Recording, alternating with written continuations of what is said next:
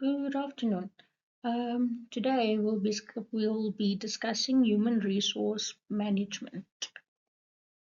In human resource management and collaboration across the globe has been adopted as the new norm. Multinational companies should navigate this by evolving landscapes around cultural diversity and norms, language barriers and leadership styles, legal constraints, and collaboration with trade unions. The digitalization of human resource management frameworks require a large-scale adoption of technology and plays a pivotal role in the current and future state. There's a quote that says, in order to build a rewarding employee experience, you need to understand what matters to your people. With this being said, let's take off to South Asia.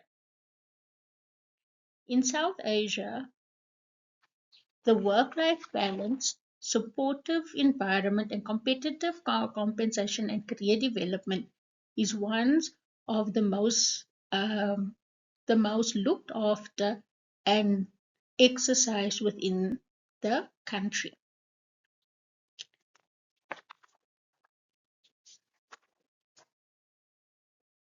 Challenges and best practices.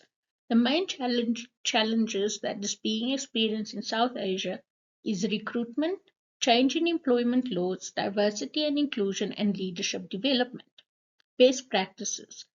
This is the appointment of employees with the necessary skills and qualifications, adherence and staying updated with employee laws, engagement and diversity through workplace campaigns, workshops and campaigns, leadership, invest in leadership development by considering a 360-degree evaluation and feedback. Workplace culture in the Central Europe. Workplace culture in Central Europe is the culture is collaborative, agile environments encourage innovation and entrepreneurship. With this being said, emphasis is put on participative management styles, agile environment with feedback and backbone on how to operate. This leans more to a hierarchy management approach. However, leadership styles is centered more on task and people-oriented leadership. Challenges and best practices. Challenges that is encountered in Central Europe is complexity in the legal and regulatory frameworks, language and cultural barriers, managing performance and talent management. Best practices, it's alignment of international companies' HR policies and employment laws. Provision of integration programs during and after onboarding to address language skills and cultural understanding. Alignment of global standards with local expectation, creation and standardization of employee evaluation processes. Clear progressive pathways, professional development and support is what is needed in the Central Europe.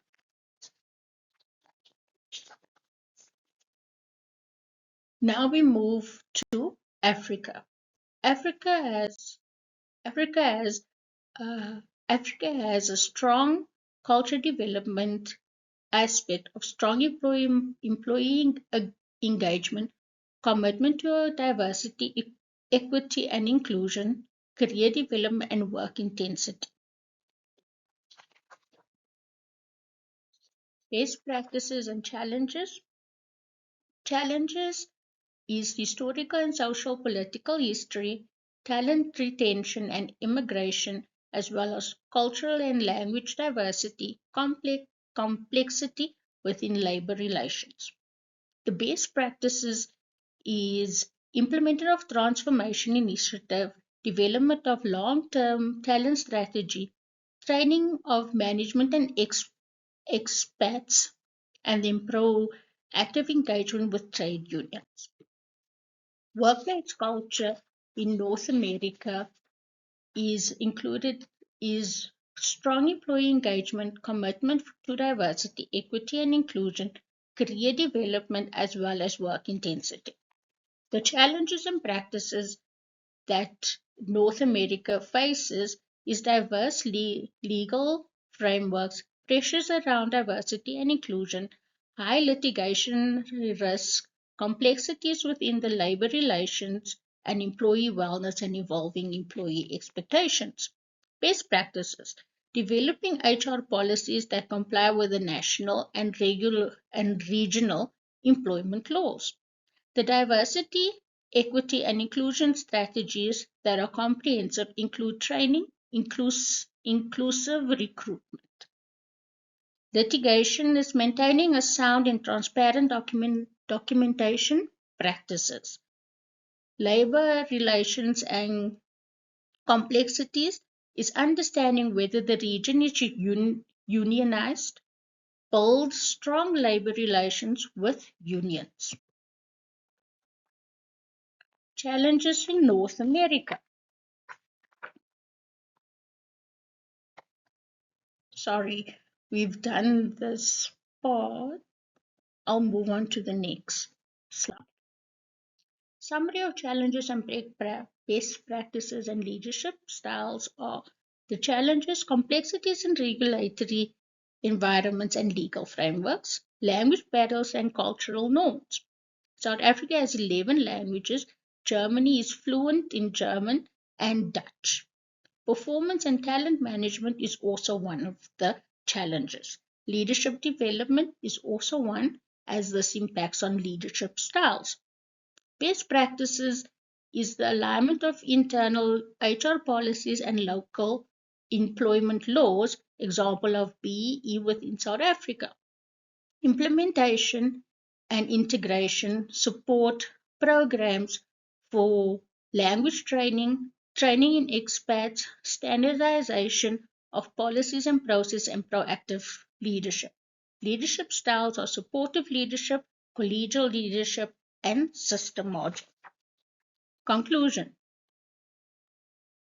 When looking at the international HR resource management, it's found the leadership styles within the global company is the average same or similar. Multinationals realize that dealing with people is more complicated, especially when considering cultural differences. Diversity, language barriers, varying language framework, as well as power and presence of trade unions. These factors, if ignored, may variably have an impact on the bottom line, their social, societal, and economical standing, thus the need for investing in staff and a good functioning human resource becomes more critical. The future of international human resource will focus around the HR function being more agile and forward-looking.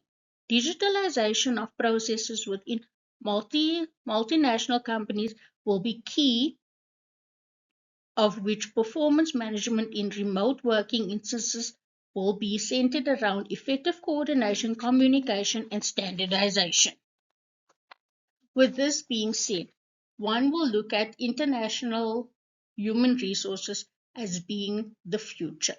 With that, I would like to conclude, and if there's any questions, please let me know. Thank you.